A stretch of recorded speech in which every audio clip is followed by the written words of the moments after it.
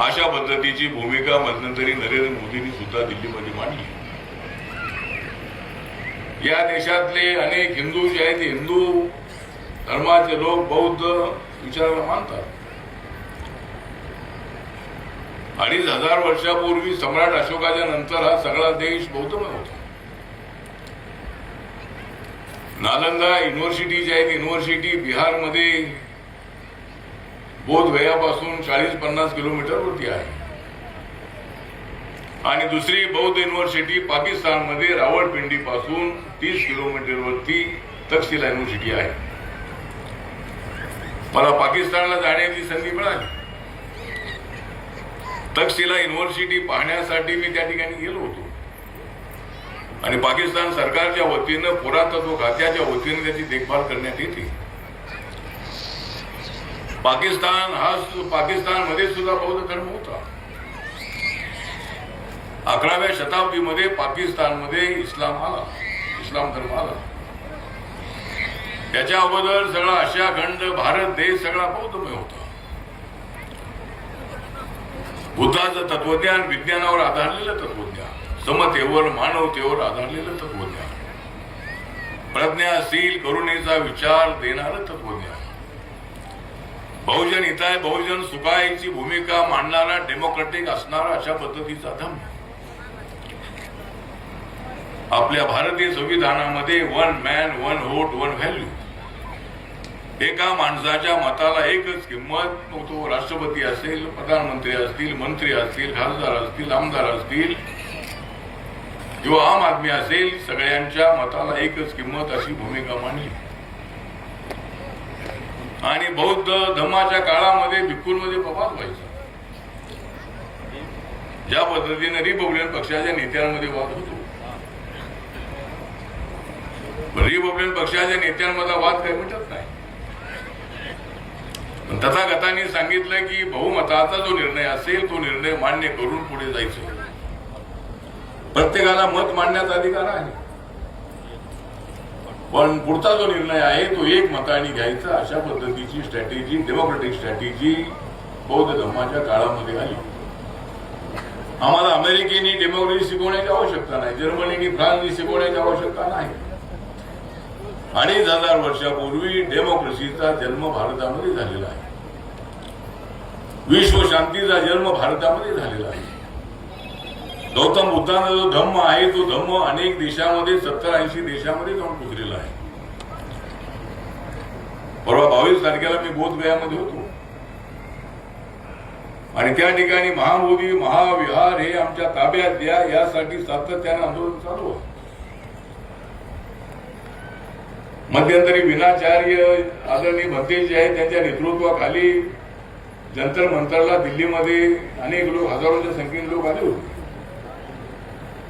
आदरणीय भंतेजींनी सांगितलं आपले सगळे बौद्ध उपासक आले होते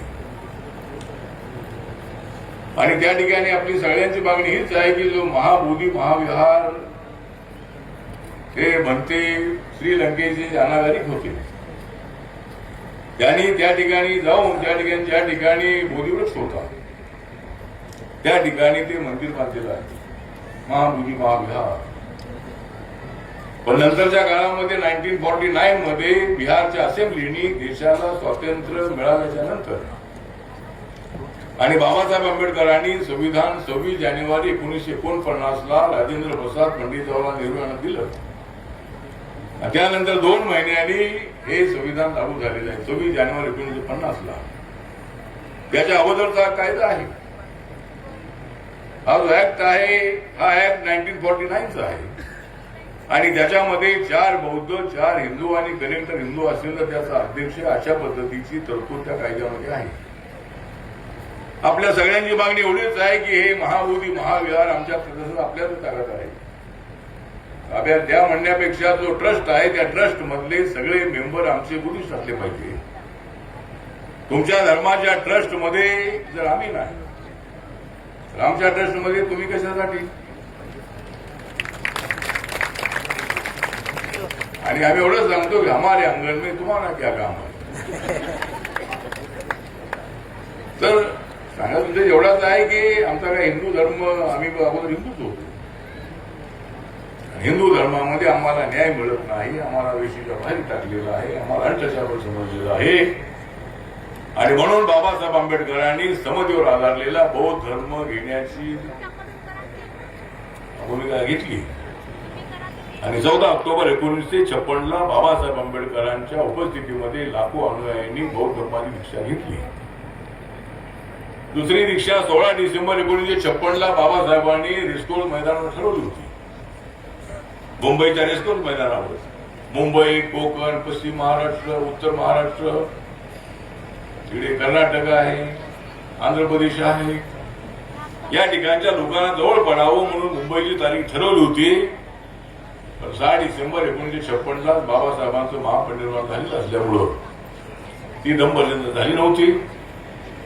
पण नंतर मी प्रयत्न केला आणि सगळ्यांना एकत्रित आणून जवळजवळ 10 लाखापेक्षा जास्त लोक त्या रेसकोर्स मैदानावर जमा झाले होते.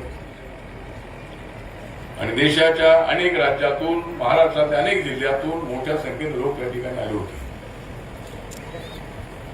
तर बाबासाहेब आंबेडकरांनी हा जो धम्म स्वीकारलेला, हा धम्म माणुसकीला मजबूत करणारा असा हा धम्म आहे. आम्ही दुसऱ्या धर्माच्या विरुद्ध बोलण्यापेक्षा बौद्ध धर्म कसा चांगला आहे, बौद्ध धर्म कसा समतेवर आधारलेला आहे. आणि एक वेळ अशी होती की सम्राट अशोकानंतर सारा देश बुद्धिस्ट होता. सगळी देशातली जी मंदिर आहे ती मंदिर सगळी बौद्ध होती. ज्या ठिकाणी अयोध्यामध्ये राम मंदिर बांधलेलं आहे त्या ठिकाणी मस्जिदीच्या अगोदर तिथं मंदिर होतं. त्या मंदिराच्या अगोदर त्या ठिकाणी बुद्ध मंदिर होतं. आम्ही काही त्या वादामध्ये पडलो नाही. तिथं भंतेजींनी 3 एकर जमीन घेतलेली आहे. अजून मोठमोठ्या जे बुद्ध विहार उभी करायची आहे. त्यामुळे आम्हाला वादामध्ये पडण्यापेक्षा बौद्ध धर्म अत्यंत सॉफ्टली, अत्यंत सिस्टमॅटिकली, अत्यंत चांगल्या पद्धतीनं त्याचा प्रचार प्रसार करणं अत्यंत आवश्यक आहे. आणि त्या पद्धतीनं बौद्ध धर्म जो आहे, हा बौद्ध धर्म बाबासाहेबांनी सांगितलेला आहे की एक काळ असा होता की सगळा देश बौद्ध झाला होता. आणि परवा मी सांगितलं की नरेंद्र मोदीजी यांनी सांगितलं की त्यांच्या गावामध्ये हुएन नावाची भिक्खू आली होती. नवीन संसद भवन झाल्यानंतर एक बौद्ध भिक्खूंचं शिष्टमंडळ घेऊन मी त्यांना भेटलो. त्यांनी सांगितलं की पहिलंच धार्मिक शिष्टमंडळ मला भेटलेलं आहे, ते बौद्ध धर्माच्या भिक्खूंचं शिष्टमंडळ मला भेटलेलं आहे. याचा मला स्वतःला आनंद आहे. आणि त्यांनी इतिहासाचा सांगितला की जे चायनाचे जे अध्यक्ष आहेत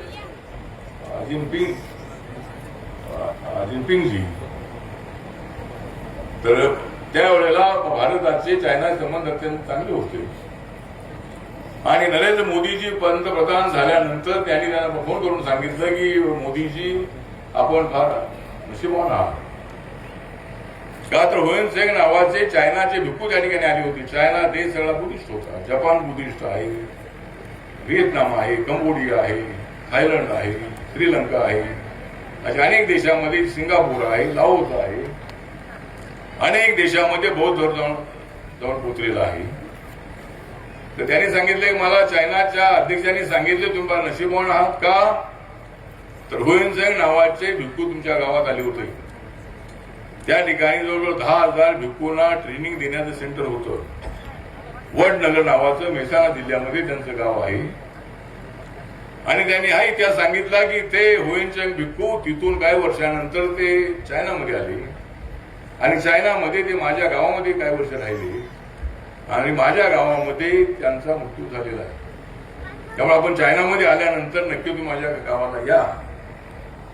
आणि नरेंद्र मोदी साहेबांनी ही आठवण आम्हाला सांगितली. मी त्या गावाला जाऊन आलेलो आहे.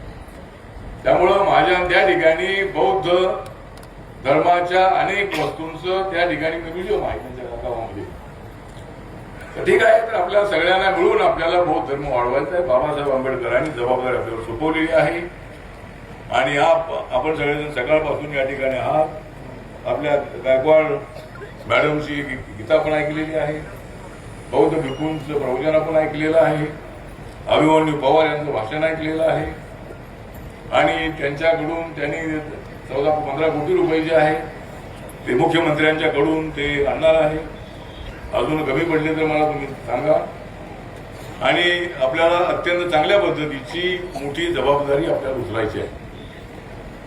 माझ्या